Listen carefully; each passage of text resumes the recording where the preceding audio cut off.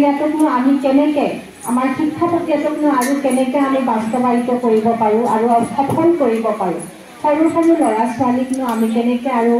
সাধুৰ জৰিয়তে তেওঁলোকৰ শ্ৰৱণ তেওঁলোকৰ কথন আৰু তেওঁলোকৰ মানে বুদ্ধ বৌদ্ধিক প্ৰক্ৰিয়া আমি বিদ্যালয়ত কৰিব পাৰোঁ সেই উদ্দেশ্য আগত ৰাখি আজি আমাৰ এই অনুষ্ঠানটো আয়োজন কৰা হৈছে আৰু এই অনুষ্ঠানত মই ভাষণ দীঘলীয়া নকৰোঁ মোৰ মৰমৰ ছাত্ৰ ছাত্ৰীসকলে সাধু শুনিবৰ কাৰণে তেওঁলোকে মানে পুৰা উদ্গ্ৰীৱ হৈ আছে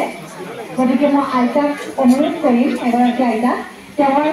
ৰসাল সাধু কথাৰে যাতে আমাৰ ল'ৰা ছোৱালীখিনিক কি কৰে অলপ হ'লেও সকাহ দিয়ে অলপ হ'লেও শৈক্ষিক পৰিৱেশ আগুৱাই নিয়াত সহায় কৰে তাৰ প্ৰতি মই তেখেতক অনুৰোধ জনাই মোৰ চমু ভাষণ সামৰিছোঁ যিকোনো খবৰৰ বাবে যোগাযোগ কৰক 7099017330 লগতে 7099017110 নম্বৰত